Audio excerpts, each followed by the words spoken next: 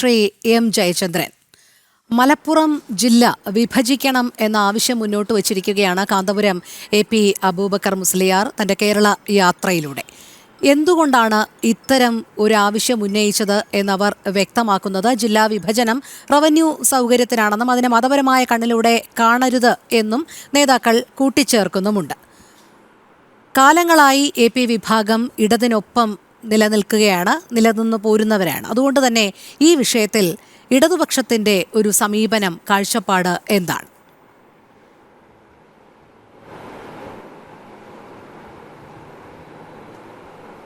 ഈ വിഷയത്തിൽ ഇതിപ്പോൾ ഇന്ന് പൊടുന്നനെ ഉണ്ടായ ഒരു വിഷയമായിട്ട് കാണേണ്ടതില്ല രോഹിണി.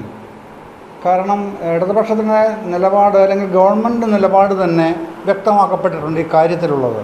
അത് വ്യക്തമാക്കപ്പെട്ടത് ഈ അടുത്ത സമയത്തൊന്നുമല്ല, കഴിഞ്ഞ ഗവൺമെൻറ്റിൻ്റെ കാലത്ത്, അതായത് 2016 മുതൽ 2021 വരെ ഭരിച്ച ഒന്നാം പിണറായി സർക്കാരിൻ്റെ കാലത്ത് 2019 മുസ്ലിം ലീഗിൻ്റെ MLA KNA ഖാദർ ഒരു ശ്രദ്ധ ക്ഷണിക്കൽ പ്രമേയം നിയമസഭയിൽ അവതരിപ്പിക്കുകയുണ്ടായി.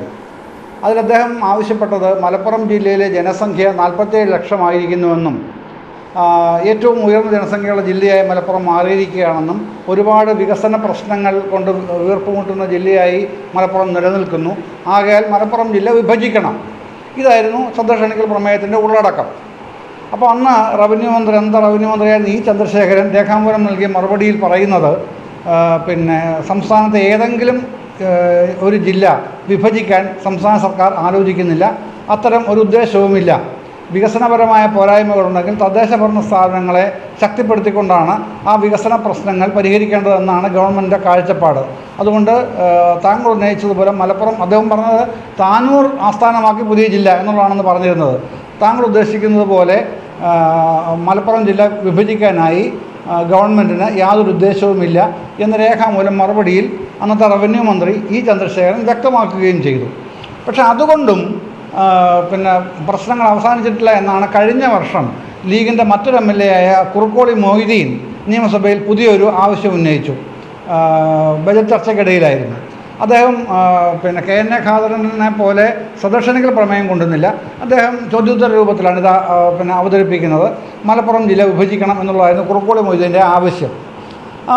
സർക്കാർ മുൻ നിലപാടിൽ തന്നെ കഴിഞ്ഞ ഒന്നാം പിണറായി സർക്കാരിൻ്റെ കാലത്ത് നൽകിയ മറുപടിയുടെ അതേ കണ്ടന്റിൽ തന്നെ നിന്നുകൊണ്ട് അങ്ങനെ ഉദ്ദേശം സർക്കാരിനില്ല എന്ന് ഖണ്ഡിതമായി പറയുകയും ചെയ്തു.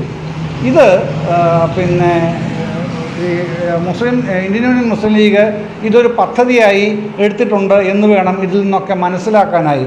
കാരണം ഒരു MLA കഴിഞ്ഞ ഗവൺമെൻറ് കാലത്ത് ഉന്നയിക്കുന്നു, അതിനുശേഷം പുതിയ ഈ ഗവൺമെൻറ് കാലത്ത് മറ്റൊരു MLA, ലീഗിൻ്റെ തന്നെ മറ്റൊരു MLA ആണെന്ന് ഓർക്കണം, ഉന്നയിക്കുന്നു വിഭജിക്കണമെന്നുള്ളത്. ആവശ്യം എന്താണ് ഉന്നയിക്കുന്ന?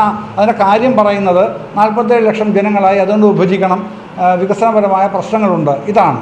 അപ്പോൾ ഇവരുടെ അജണ്ടയായിട്ട് നിൽക്കുന്ന ഒരു സംഗതിയാണിത് എന്നും UDF വരുന്ന ഇലക്ഷനിൽ ഭൂരിപക്ഷം ലഭിക്കുകയാണെങ്കിൽ മുസ്ലിം ലീഗ് ഉന്നയിക്കുന്ന ഏറ്റവും പ്രധാനപ്പെട്ട ആവശ്യം മലപ്പുറം ജില്ല വിഭജിച്ച് പുതിയൊരു ജില്ല രൂപീകരിക്കണം എന്നുള്ളതായിരിക്കുമെന്നും ലീഗ് ഭരണത്തിലെത്തിയാൽ, UDF ഭരണത്തിലെത്തിയാൽ ലീഗിൻ്റെ ആവശ്യത്തിന് വഴങ്ങാതെ മറ്റൊരു മാർഗവുമില്ല എന്ന സ്ഥിതി വരുമെന്നും മലപ്പുറം ജില്ല വിഭജിക്കപ്പെടും എന്നുള്ളതും ഏതാണ്ട് ഉറപ്പാണ് ഒരു കാര്യം.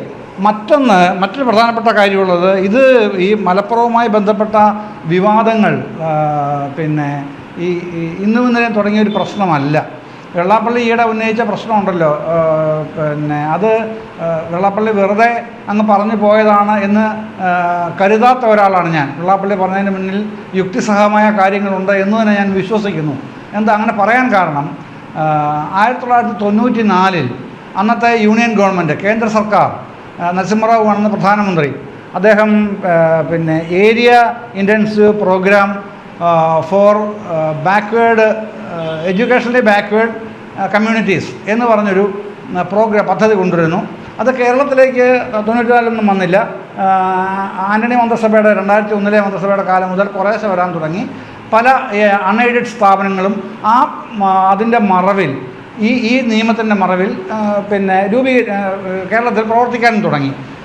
മലപ്പുറം, കാസർഗോഡ്, വയനാട് ജില്ലകളിൽ പ്രത്യേകിച്ചും, കോട്ടയം ജില്ലയിലും ചില ക്രൈസ്തവ സ്ഥാപനങ്ങളിലും അത്തരം അൺഎയ്ഡഡ് സ്ഥാപനങ്ങൾ തുടങ്ങുന്ന സാഹചര്യമുണ്ടായി. അത് കഴിഞ്ഞ് പിന്നീട് അതങ്ങനെ മുമ്പോട്ട് പോവുകയാണ്. പിന്നീട് ആവശ്യം ഈ അൺഎയ്ഡഡ് മാനേജ്മെൻറ്റുകളുടെ ആവശ്യം പുതിയ രൂപത്തിൽ ഉയരുന്നുണ്ട്. അത് ഉയരുന്നത് ഇതിനെ ഗവൺമെൻറ് സ്പോൺസർ ചെയ്യണം, അല്ലെങ്കിൽ ഗവൺമെൻറ്റിൻ്റെ എയ്ഡ് കിട്ടണം എന്നുള്ള ആവശ്യത്തിലേക്ക് ഉയരുകയും പിന്നെ 2011-2016 ഉമ്മൻചാണ്ടി സർക്കാർ അങ്ങനെ മലപ്പുറത്ത് 35 അൺഎയ്ഡഡ് സ്കൂളുകൾക്ക് പിന്നെ എയ്ഡഡ് പദവി അനുവദിക്കുകയും ചെയ്യുന്നു. ഈ സ്കീമിൻ്റെ കീഴിലാണ് കേട്ടോ. 35 അൺഎയ്ഡഡ് സ്കൂളുകൾക്കാണ് മലപ്പുറത്ത് അദ്ദേഹം ഉമ്മൻചാണ്ടി സർക്കാർ അന്ന് പിന്നെ അനുവാദം കൊടുക്കുന്നത്. സ്വാഭാവികമായും അൺഎയ്ഡഡ് സ്കൂളാകുമ്പോൾ അതിൻ്റെ അധ്യാപകരുടെയൊക്കെ ശമ്പളം കൊടുക്കേണ്ടത് സംസ്ഥാന ഖജനാവിൽ നിന്നാണല്ലോ. അന്ന് മുതൽ കൊടുത്തു പോരുന്നുമുണ്ട്. അന്ന് തന്നെ അക്കാലത്ത് തന്നെ 2013 തന്നെ ഇന്നത്തെ പ്രതിപക്ഷ നേതാവ് വി ഡി സതീശൻ്റെ ഒരു വീഡിയോ ഉണ്ട്, അതിൻ്റെ പക്കലുണ്ട്. ആവശ്യമെങ്കിൽ ഞാൻ അത് അയച്ചു തരികയും ചെയ്യാം. അദ്ദേഹം അതിന് പറയാം. അപ്പോൾ 2012 5-ാം മന്ത്രി വിവാദം കഴിഞ്ഞതിന് തൊട്ട് പിന്നാലെ 2013 ഈ പ്രശ്നമുണ്ടാകുന്നത്. അപ്പോൾ വി ഡി സതീശൻ്റെ വീഡിയോയിൽ അദ്ദേഹം പറയുകയാണ്, എന്തിനാണ് ഈ 5-ാം മന്ത്രി വിവാദം കഴിഞ്ഞ ഉടനെ തന്നെ ഇത്തരത്തിലൊരു നടപടി ഗവൺമെൻറ് സ്വീകരിച്ചത്? ഈ ഇത്രയധികം അൺഎയ്ഡഡ് സ്കൂളുകളെ എയ്ഡഡ് സ്കൂൾ പദവി കൊടുക്കുന്നത് എന്തിനാണ്? അത് തെറ്റായ ഒരു മെസ്സേജാണ് ഭൂരിപക്ഷ സമുദായത്തിന് നൽകുക എന്നുള്ളത് ഗവൺമെൻറ് മനസ്സിലാക്കണമായിരുന്നു എന്ന് തന്നെ സ്ട്രെയിറ്റ് ആയിട്ടാണ് അദ്ദേഹം പറയുന്നത്. അപ്പോൾ അതൊരു പ്രശ്നം. അപ്പം വെള്ളാപ്പള്ളി ഉന്നയിച്ച ആ പ്രശ്നമാണ്. തങ്ങൾക്ക് സ്കൂളുകളില്ല എന്ന് പറയുമ്പോൾ വെറുതെ അങ്ങ് പറയുകയല്ല. ഇത് ഈ 35 സ്കൂളുകൾ അദ്ദേഹത്തിൻ്റെ മനസ്സിലുണ്ട് എന്ന് തന്നെയാണ് ഞാൻ വിചാരിക്കുന്നത്.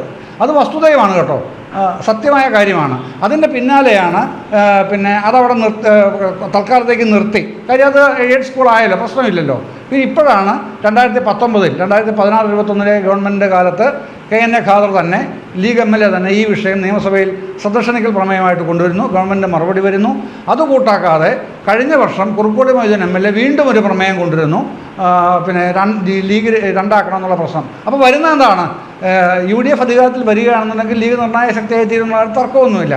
അപ്പോൾ അങ്ങനെ വന്നാൽ 2 ജില്ലകൾ പിന്നെ ലീഗിന് വലിയ എഡ്ജുള്ള ജില്ലകളാക്കി മാറ്റപ്പെടും എന്നുള്ളത് തന്നെയാണ് ബാക്കിയുള്ളവർ കാണുന്നത്. അത് ചെറിയ നിസ്സാരമായ ഒരു തെറ്റിദ്ധാരണയൊന്നുമല്ല. വസ്തുതകളുടെ അടിസ്ഥാനത്തിലുള്ള ലോജിക്കലായിട്ടുള്ള റീസണിംഗ് ആണ് അത് വരുന്നത്. നേരത്തെ IUML-ഉം SDPI-യും ജമാഅത്തെ ഇസ്ലാമിയും ഒക്കെ വർഷങ്ങൾക്ക് മുൻപേ തന്നെ ഈ ആവശ്യം ഉന്നയിച്ച് രംഗത്തെത്തി അതിനെ സജീവ ചർച്ചയാക്കി നിർത്തുന്നതിൽ ശ്രദ്ധ കാണിച്ചവരുമാണ്. പക്ഷേ ആ വിഭാഗത്തോടൊപ്പം AP വിഭാഗം കൂടി ചേരുമ്പോഴുള്ള ഒരാശയക്കുഴപ്പമാണ്.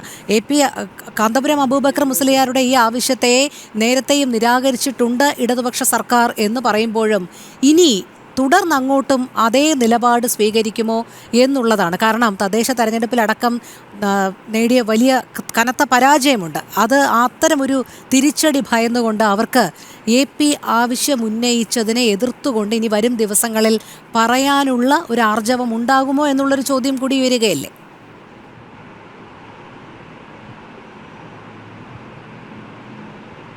അല്ല, അങ്ങനൊന്നുമില്ല. അത് പറയേണ്ട സമയത്ത് പറയേണ്ടതുപോലെ തന്നെ കൃത്യമായി പറഞ്ഞിട്ടുള്ള ആളാണല്ലോ ഇന്ന് മുഖ്യമന്ത്രിയായിരിക്കുന്ന പിണറായി വിജയൻ. തിരുകേശം എന്ന വിവാദം ഓർക്കുന്നില്ലേ? അത് തിരുകേശമൊന്നുമല്ല, ബോഡി വേസ്റ്റാണ് എന്ന് പറയാൻ ധൈര്യപ്പെട്ട നേതാവാണെന്ന് പിണറായി വിജയൻ. ആ നിലപാടിലൊന്നും ഒരു മാറ്റവും ഉണ്ടായിട്ടില്ല. ഇപ്പോഴും പിന്നെ ഈ ഗവൺമെൻറ് തീരുമാനമാണ് റവന്യൂ മന്ത്രി കഴിഞ്ഞ മന്ത്രിസഭാ കാലത്ത് നിയമസഭയിൽ പറഞ്ഞത്. അതുതന്നെയാണ് ഇപ്പോഴത്തെ റവന്യൂ മന്ത്രി ഈ നിയമസഭയുടെ കാലത്തും മറുപടി പറഞ്ഞിട്ടുള്ളത്. അതിൽ മാറ്റമൊന്നും വരില്ല. കാര്യം ഇത് രാഷ്ട്രീയമല്ല പ്രശ്നം. ഇത് എന്തുകൊണ്ട് ഇത്തരത്തിലുള്ള വിഷയങ്ങൾ ഉയർന്നു വരുന്നു എന്നുള്ളത് പരിശോധിക്കപ്പെടുന്നത് മറ്റ് ഈ വെറും രാഷ്ട്രീയമായ കാരണങ്ങളാൽ മാത്രമല്ലല്ലോ. സാമൂഹ്യമായി മറ്റ് സമുദായങ്ങളും കൂടെ ഉള്ള പ്രദേശമാണെന്ന് കേരളം. മലപ്പുറം മാത്രമായിട്ടൊരു രാജ്യമായി കൊടുത്തിട്ടില്ലല്ലോ ആർക്കും എവിടെയും. അപ്പോൾ അത് കൂട്ടായിട്ടാണ് ചിന്തിക്കേണ്ടതും പ്രവർത്തിക്കേണ്ടതും നിലപാടുകൾ സ്വീകരിക്കേണ്ടത് ഏത് രാഷ്ട്രീയ മുന്നണിയാണെങ്കിലും. അതിനെ അങ്ങനെ തന്നെ കാണാൻ കഴിയൂ. ശരി.